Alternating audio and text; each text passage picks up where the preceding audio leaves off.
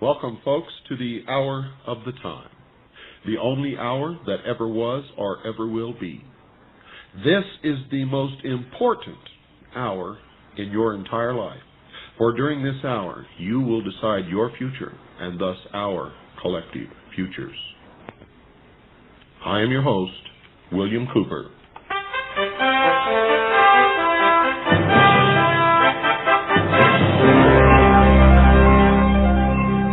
From the headquarters of the Citizens Agency for Joint Intelligence, former banker and financial analyst Michael William Haga, author of the forthcoming book, On the Brink, How to Survive the Coming Great Depression, 1993 to 2000, says, within the next 12 months, the international banking system will collapse. The world's stock exchanges will crash to pre-World War II levels. Real estate values will plunge 85% or more, and countless numbers of ordinary people worldwide will be left holding the bag. Our intelligence network tells us that this is most probable.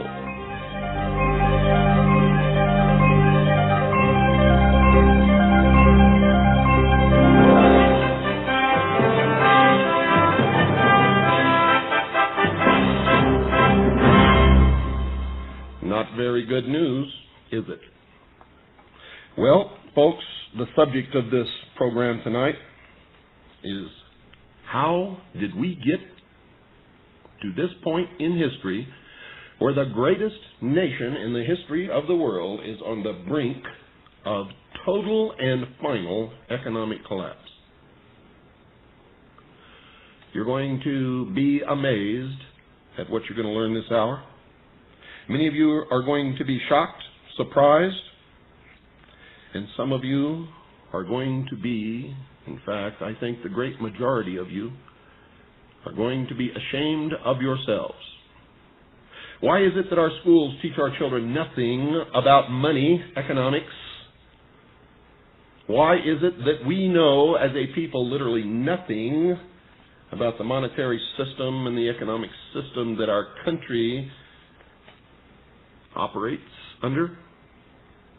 How is it that most Americans believe that a private corporation known as the Federal Reserve Bank is an agency of the United States government when it is not? How is it that we write checks to the Internal Revenue Service believing that we are paying taxes and we are not?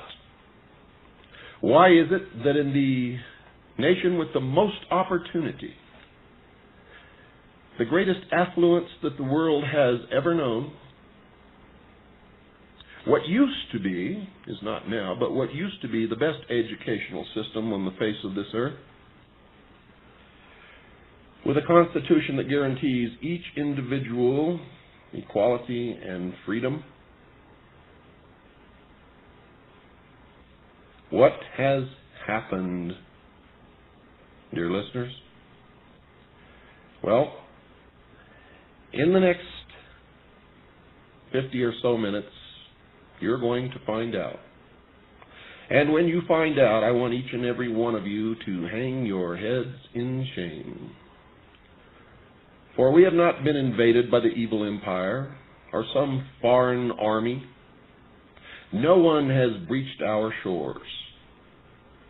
We have been destroyed from within, mostly by our own apathy, ignorance, and abdication of responsibility.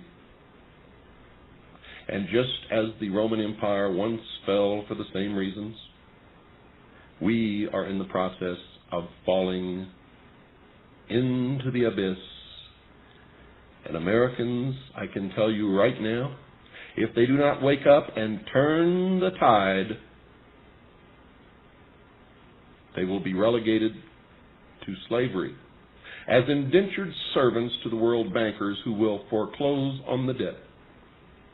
A debt that at this moment we could not repay by any means whatsoever.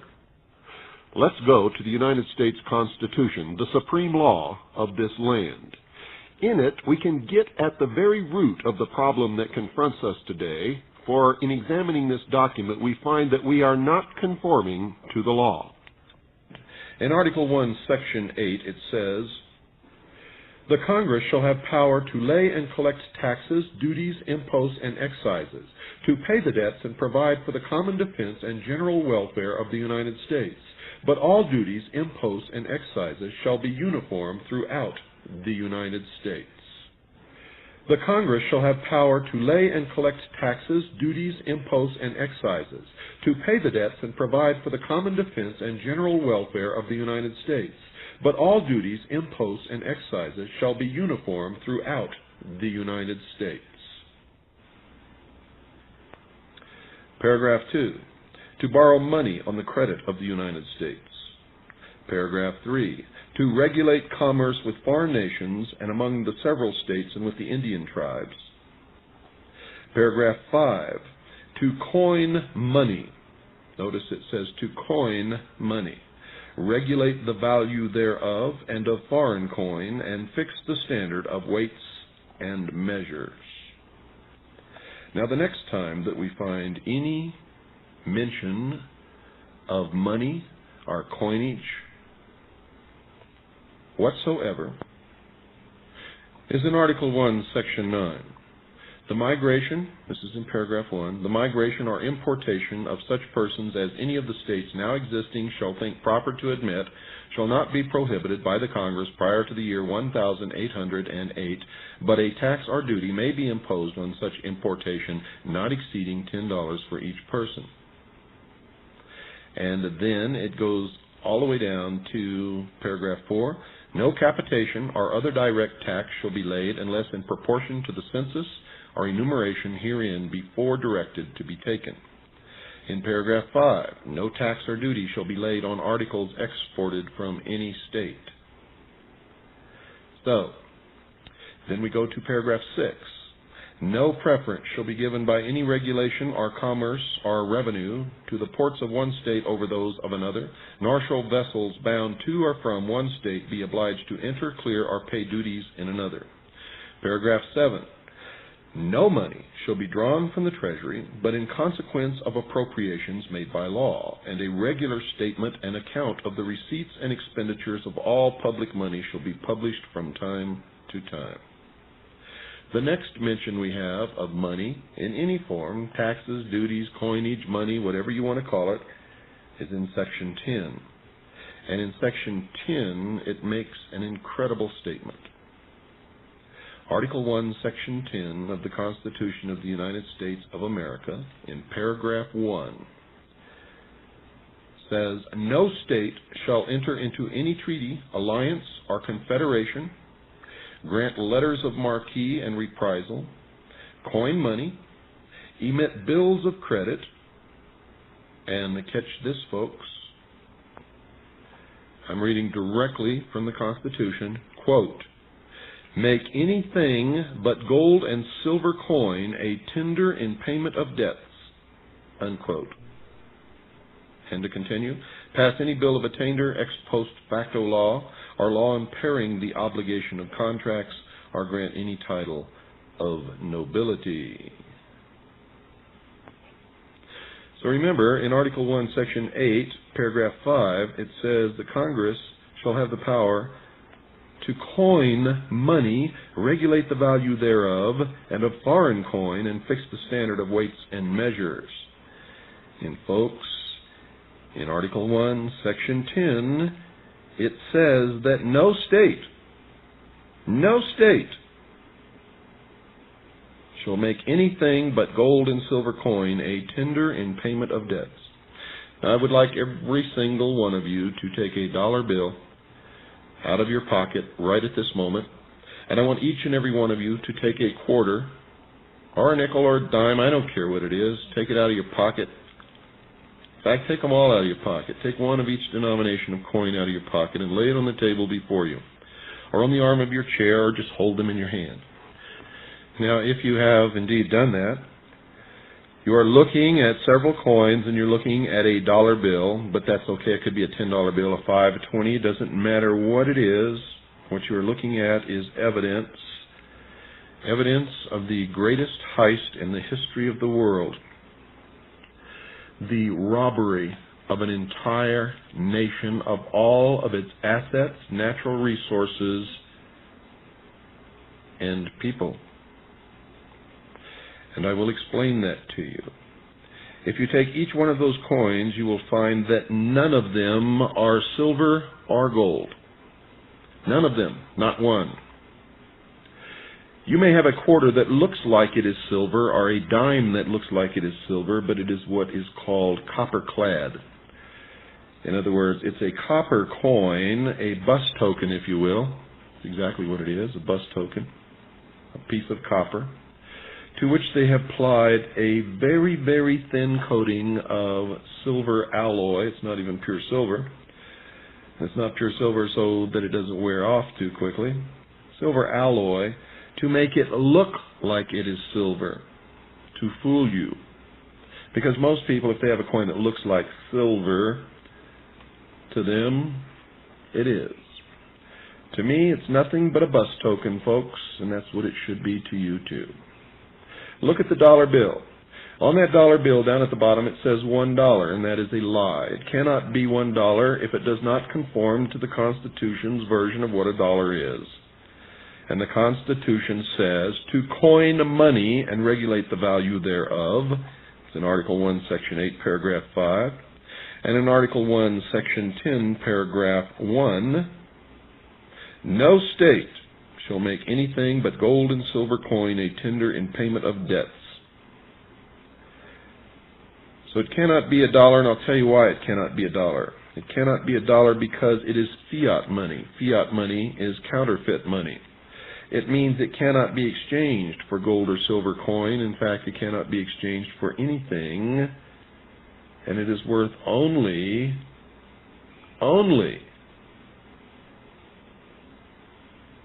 what some fool is willing to give you for it. The other lie on that piece of paper called a Federal Reserve note is just that, the term Federal Reserve note. A note, as defined by the dictionary, is something that records that someone else owes something to somebody. And a note can be called and exchanged for whatever collateral is presented against the note. For instance, if you borrow money on your house and you cannot pay the money back, they can come with the note and take the house. I think you all understand that. The house is worth something. But if they came with a note and you just gave them another note, boy, you'd be laughing, wouldn't you? You got a house, they got nothing but 2 notes. And if they come with those 2 notes and give them to you and you give them 2 other notes, what have they got? That's exactly what is happening with this phony fiat, counterfeit, treasonous paper called a Federal Reserve note. And this is what is destroying our country, folks. It is not money, it is worthless. In fact, that bill that you're holding in your hand is worth less than a blank sheet of paper because it's all covered with ink and you can't even use it to write on.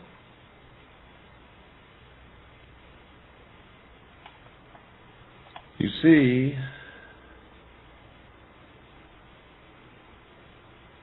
the only thing that gives that Federal Reserve note any value whatsoever is the number of fools who are willing to accept it. So one time in this country we had gold certificates and silver certificates.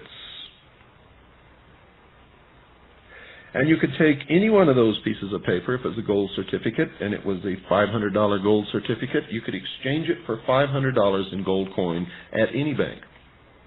Any bank. If it was a silver certificate and it was a $1 note, you could take it and exchange it for $1 in silver coin at any bank. Our money was the most valuable, most coveted, most sought after money in the world because it had value, substance, worth.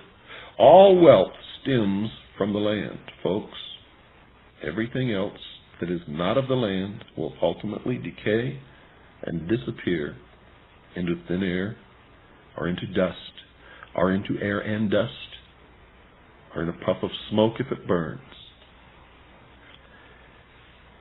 Money must be backed by the wealth that comes from the land. If it is not, it is worthless. Worthless. Has no value whatsoever. Now, I cannot understand how the American people allowed our money to be debased, to be taken away from us, to be counterfeited. And that's what a Federal Reserve note is. It's a counterfeit dollar because it does not conform to the definition of what our money is in the Constitution, and thus is illegal. How did they get away with this?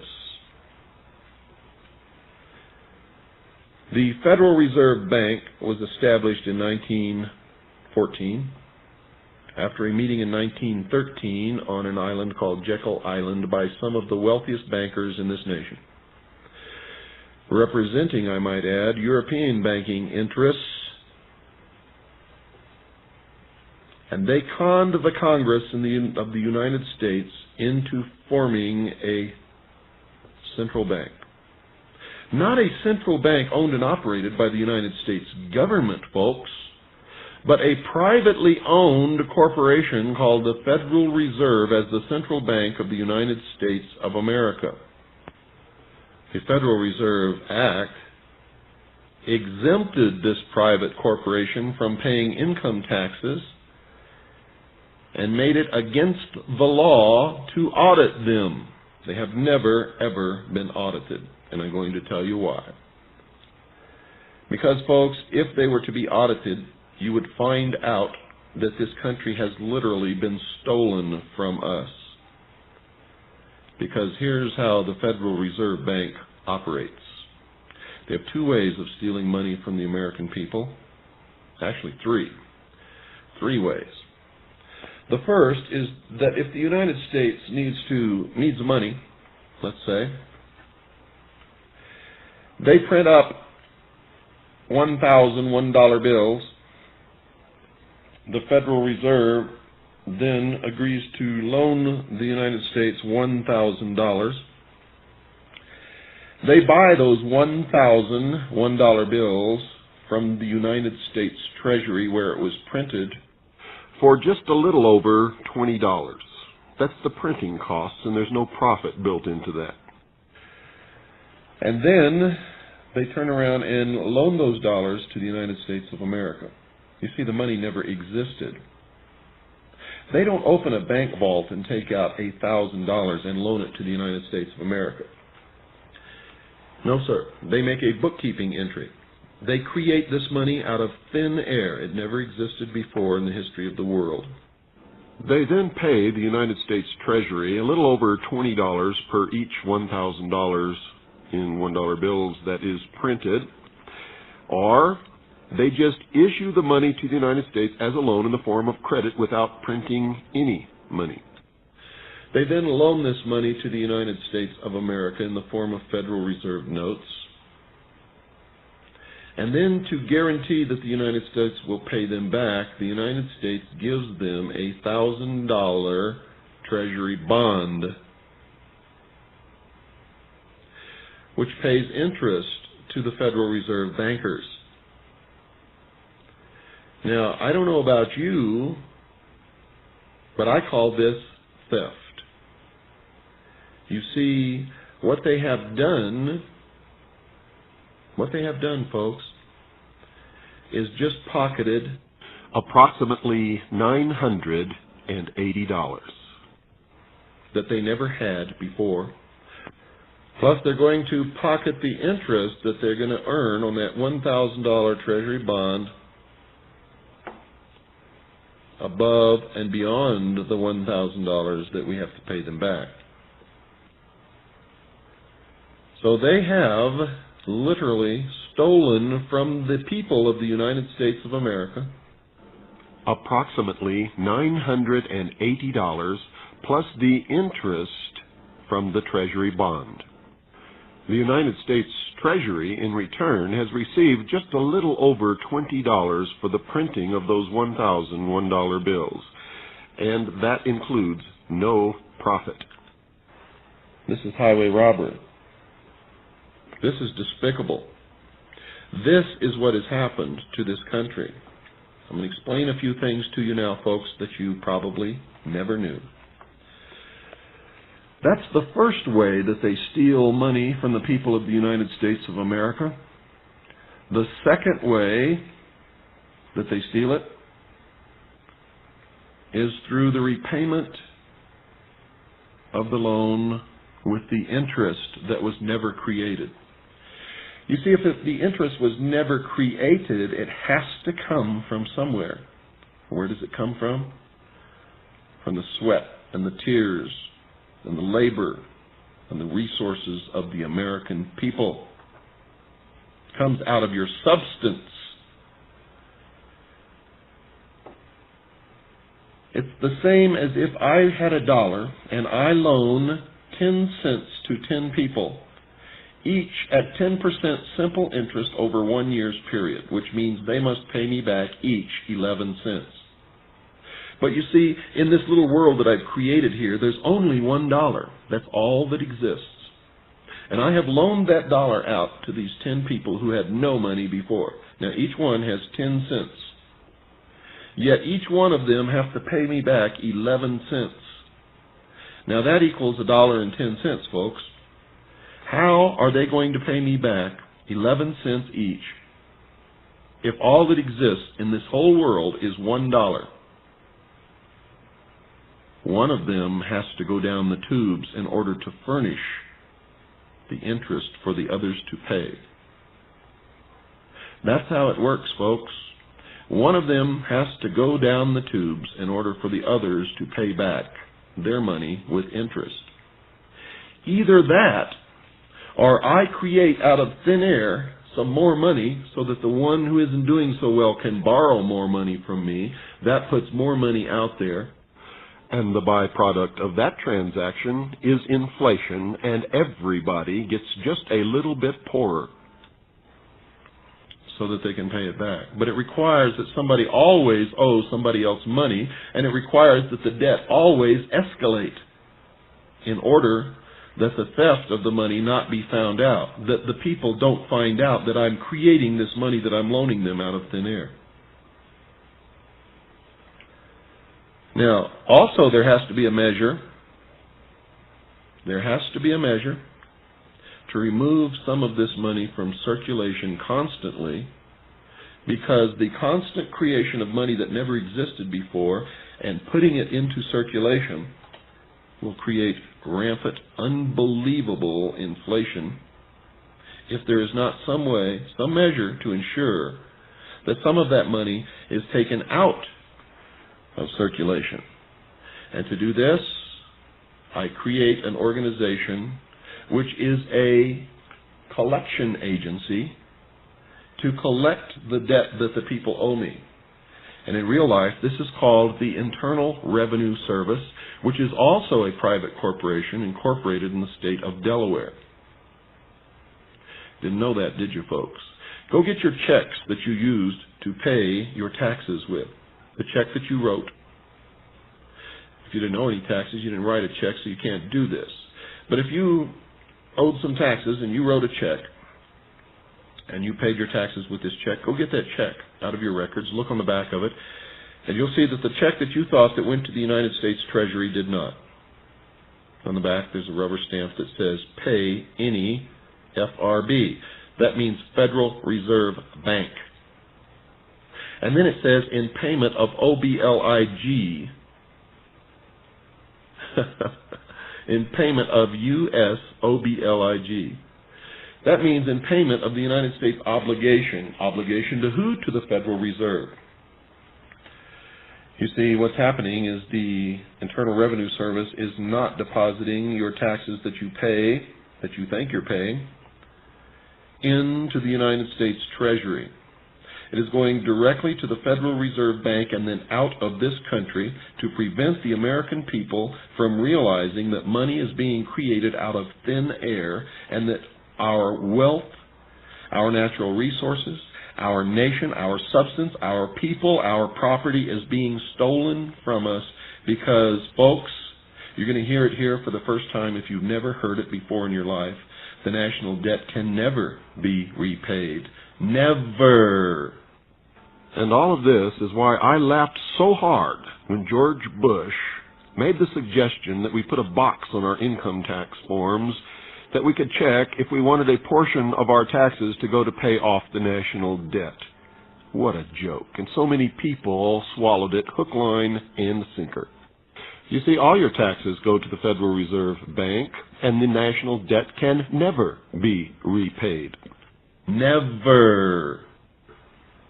Never. And because of that, at some future date, and I believe that that date is very soon, is just around the corner, just barely over the horizon, the world bankers are going to demand payment of the money that we owe them, and we don't have any money to pay them. The United States will be forced to declare bankruptcy, and the bankers will foreclose on the debt. You see, there's no way we can ever pay it back because none of the interest was ever created. And the only real amount of money that the Federal Reserve ever loaned to the United States was $100 at the inception of the Federal Reserve. The interest on that debt alone is over $27,000 over the years. The rest of the money that we have borrowed from the Federal Reserve never, ever existed. And that's why it was written in the law and insisted upon that the Federal Reserve would not have to pay income tax and would never be subject to audit.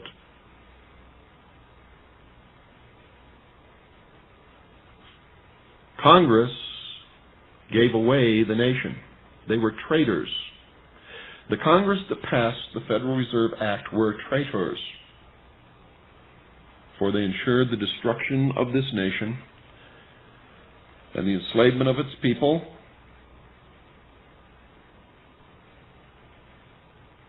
by passing that act. For they knew that this money would be created out of thin air, and they also knew that if the United States established its own bank, we could create United States notes backed by the good faith and credit of the United States of America, which would not be interest-bearing. But they didn't do that.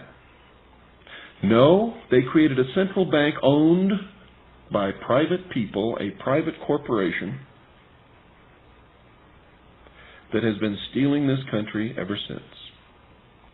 You see, shortly after that happened, in about 1938, the United States declared bankruptcy once already. When they declared that bankruptcy, in order to become solvent again, they pledged against the loan the entire resources of the United States of America, which includes all property, all natural resources, and the only thing in the world that has the ability to create wealth, its people. So the next bankruptcy will accomplish the following, folks. All property in the United States will be seized as collateral for the debt of the United States, including all natural resources, all real property, real estate, all consumable goods, which are stereos, TVs, food, anything, everything. The corporations know this, and that's why they're all leaving the country. And the people of the United States, the citizens, will become indentured to the international bankers for however long it takes to repay the loan. Well, put that in your pipe and smoke it. We're going to take a short break, and we'll be right back after this pause. But these people will fall into a trap, you see, because in order to continue living, they must continue borrowing. And to continue borrowing ensures the fact that they will never pay back the debt, and they will be slaves in the New World Order forever. Those of you who have called my hotline in Los Angeles and wondered why I kept tagging on to the end, and this is exactly what my hotline says, folks. And by the way, that number is area code 310-281-8222. 310-281-8222. At the end of the messages that I leave there, I always make this statement. Quote, "For those of you who are helping me in this fight, God bless you. For the rest of you, you're going to get exactly what you deserve. You're going to be slaves in the New World Order." Unquote.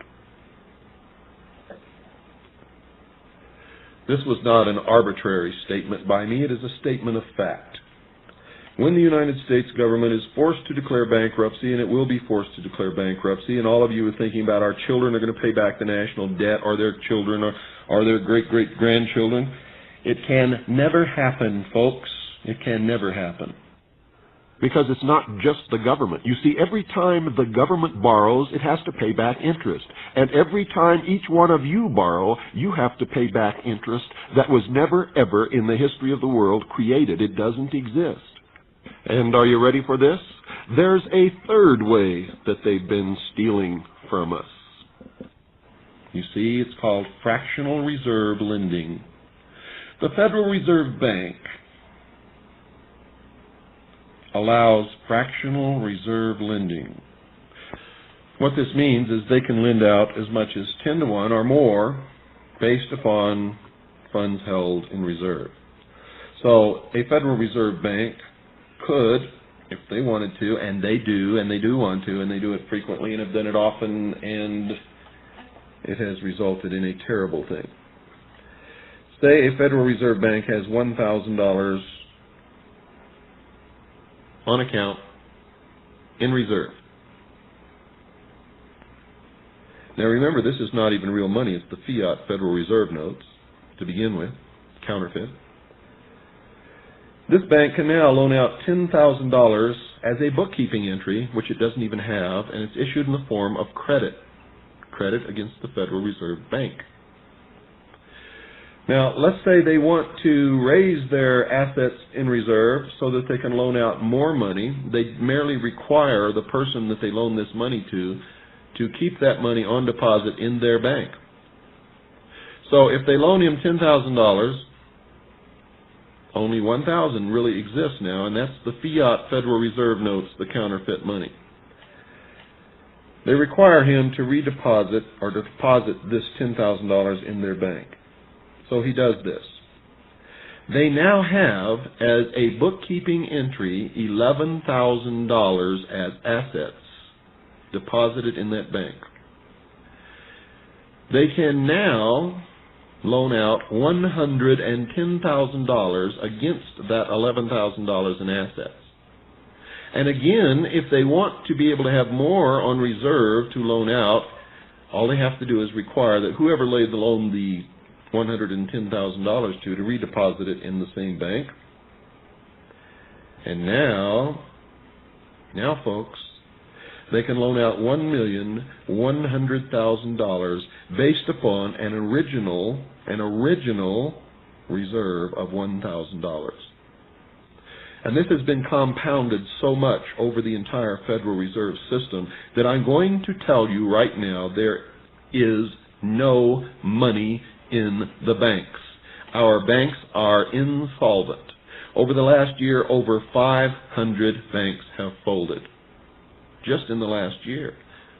The entire savings and loan system has crumbled. Now, you think your deposits are safe because of the Federal Deposit Insurance Corporation, FDIC? And you think your deposits are safe because the FDSLI? Well, they're not, folks. And those are not agencies of the United States government either. You've all been fooled. You think because it says federal that it's an arm of the government and it's backed by the government and you can't lose your money? You're wrong. You not only can, but you will lose your money. You're going to. It doesn't matter what you do. And if all that you can think of is saving your assets, I can guarantee you, you're going to lose your ass. And I don't mean the four-legged one out in the barnyard, folks. The only way to save your assets is to save the Constitution, is to force the traitors who are sitting in Congress to audit the Federal Reserve. And the only answer to this entire problem, I can guarantee you, is to nationalize the Federal Reserve, declare all of those who have had a hand in the ownership or the creation of the Federal Reserve to be criminals, arrest them, seize all of their assets, and issue United States notes, non-interest notes, while we build up our reserves of gold and silver so that we can once again mint constitutional money. If we are not willing to do this, if we will not do it, then we are doomed. And there is no way out other than what I have just told you. And I'm the only one in this country who's got the guts to tell it to you, because anyone else who's ever tried has been murdered. Murdered by these creeps. And they all belong to secret societies. It is not a Jewish plot. It is not a Catholic plot. It is not a plot by the blacks or the Poles or the Protestants or anyone else. These men belong to secret societies. And this problem is as old as man. You see, the first international bankers ever in this world were known as the Knights Templar. The Knights Templar were rounded up in France only and arrested by King Philip. On November the 22nd in the year 1307, Pope Clement V issued a papal bull condemning the Knights Templars to torture. That's the same date of the assassination of President John F. Kennedy in Dallas, which is on the 33rd parallel, by the way. Dealey Plaza is on the 33rd parallel. In Dealey Plaza, there's a plaque commemorating the location of the first Masonic temple in the state of Texas. And he was shot once in the back at the approximate location of the heart, in the throat, and in the head, the exact same wounds suffered by Hiram Abiff in the Masonic initiations. If you visit Dealey Plaza, you will see the four quarters of a Celtic temple and an obelisk with a flame on the top. These are all the symbols of an outdoor temple of the Scottish Rite of Freemasonry, the worship of an ancient religion, Baal, the light, the sun, Lucifer, Osiris, Satan, all the same. Kennedy was in the process of printing United States notes. Freemasonry was infiltrated and taken over by the Knights Templars as they fled the persecution of the Pope and the kings of Europe. The international bankers today are the Knights Templars, folks. And the arm through which they operate is Freemasonry, the Rosicrucians, the Ancient Order of the Rose and Cross, and many other organizations which appear to be outwardly fraternal organizations existing for the good of the community, but I can assure you they are not. This country is being destroyed from within by those who belong to these secret societies. And if you doubt this, folks, if you doubt this, If you don't understand what I'm telling you, and if you're not willing to go look to find out if it's true, if you're not willing to study, the destruction of this country and the enslavement of its people are a certainty, and it is now imminent. Imminent.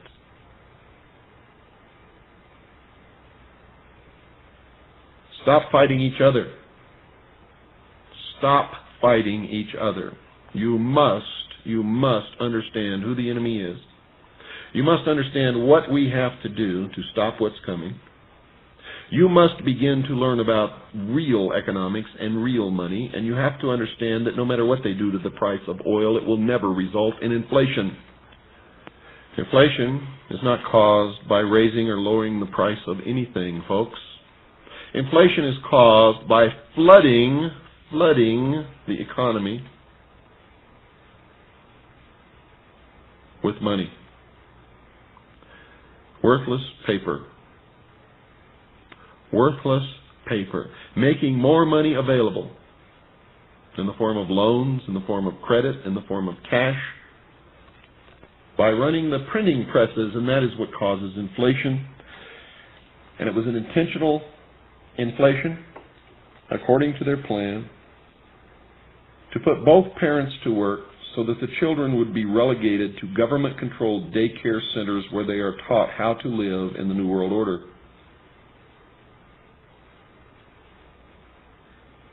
You'd better wake up, folks. We are in real trouble now.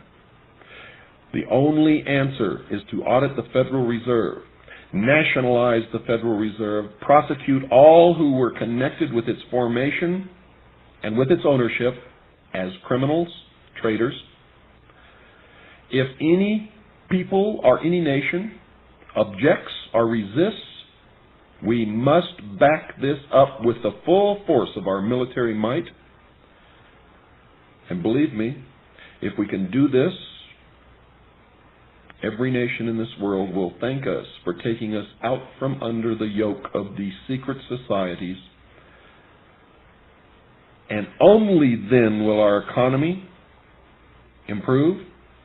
Only then will we be able to eliminate the debt by decree, because it is based upon fraud, upon theft, and begin again.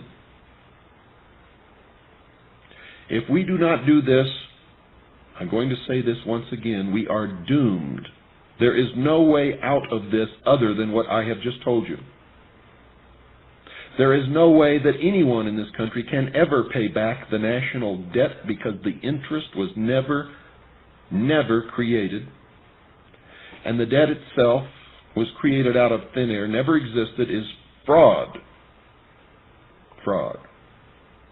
You see, we could have printed that kind of money ourselves and never owed ourselves anything, and would never have had to pay any interest on what we owed ourselves. Now let me acquaint you with another fact.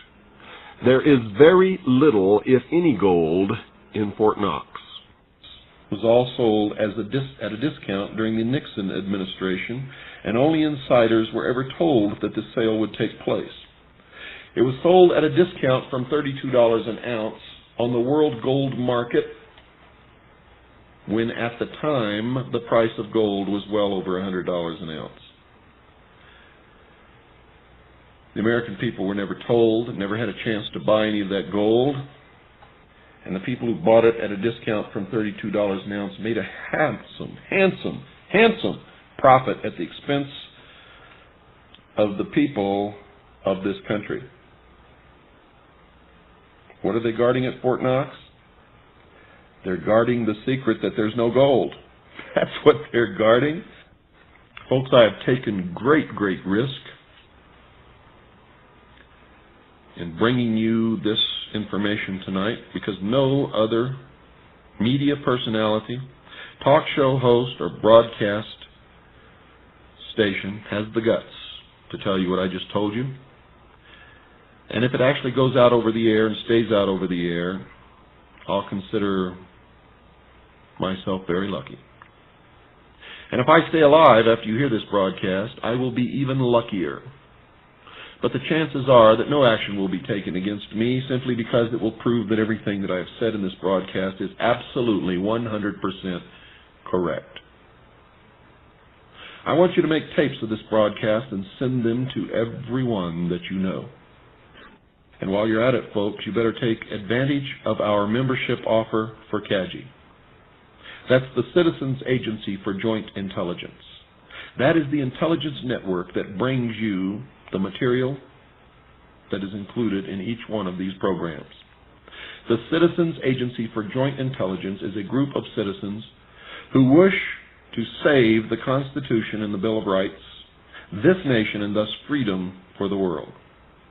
For if this country falls, all freedom worldwide will fall with it, and man will cease to exist as a sovereign, free, individual, king in his own right, with a government as his chattel servant, and will once again be relegated to the position of someone else's property. With membership, you get a certificate and identification card which you can use for discounts at my workshops or lectures as I travel around this country. You will also get a newsletter. You'll have access to our computer bulletin board system and all of the research files that are included in that database. We're going to have many other benefits for our members, and we will be lobbying Congress constantly, representing our members, to make sure that freedom reigns in this world and not despotism, which is coming. Also, I recommend that you order my book, Behold a Pale Horse. It's 500 pages of the most suppressed, most documented, suppressed information ever printed in the history of the world, and I've been told this by experts. Without this book, you're going to be crippled in the coming months and years. This will tell you everything, why it's happening, who is doing it, what the plan is, when all of this is going to take place, and it is fully documented, and you need it. You need this book. It's taken me most of my life to gather this information and put it into a book. And I'm working on my second book now, which I can't give you a publication date yet. By the way, folks, my book is the only book in the world that I know of that's fully guaranteed. If you get that book and you decide that's not what you wanted for your money, send it right back to us in the same condition you received it in, brand new, and we'll refund your money, no questions asked. Now, if you send us a used book, or if it's been read, or the cover's been crinkled back, or pages turned down, we will not. You will get the book right back. But remember, it's guaranteed. If you take a look at it when you get it and it's not what you want, you send it directly back to us in brand new condition, and we will refund your money cheerfully. Let me read to you again the little news article that we read at the beginning of this show. Former banker and financial analyst Michael William Haga, author of the forthcoming book, On the Brink, How to Survive the Coming Great Depression, 1993 to 2000, says this. Within the next 12 months, the international banking system will collapse. The world's stock exchanges will crash to pre-World War II levels. Real estate values will plunge 85% or more, and countless numbers of ordinary people worldwide will be left holding the bag. The United States will be left in the position of forced bankruptcy. The real property, the resources, the natural resources, and the people who create the resources in the United States of America will simply be foreclosed upon, and we will become indentured to the world banking system, to the New World Order. We will be slaves, folks. This is coming. Anyone with any sense, with any understanding of economics, with finances, with the kind of situation that we are really in, and not what George Herbert Walker Bush or his ilk tell you. If you understand all of these things, you know this is coming. You know it. And don't let yourself be fooled by this insane assertion that we're in the midst of a recovery, because that is a lie. And there's only one way to save ourselves, and that's the way that I have outlined during this program tonight. There is no other way. Now, folks, I want you all to realize that we're not trying to scare you by bringing you this information. We have looked at this in every way possible, and this is the only answer that we can find. We've been living in fantasy land. Now, if you can come up with better answers or a better solution, please write to me and let me know. And if it checks out, we'll put it on the air. But this is the way we see it right now, and this is the way our intelligence organization, CAGI, also sees it. It doesn't look good. But we can save ourselves, and we can save this country if we wake up now and do something about it. We must nationalize the Federal Reserve. We must prosecute all those connected with the Federal Reserve and the Internal Revenue Service as criminals. We must confiscate all of their property and all of their wealth and give it to the Treasury of the United States. We must print United States notes while we build up our reserves of gold and silver, so once again we can mint constitutional money. Now, this is one time, folks, that I can tell you sincerely that I hope that I am wrong. I hope that our intelligence network that has given this information is wrong. But it doesn't look that way. And we can't hide from this either, folks. As George Bush would say, read my lips, New World Order. Good night, and God bless each and every one of you.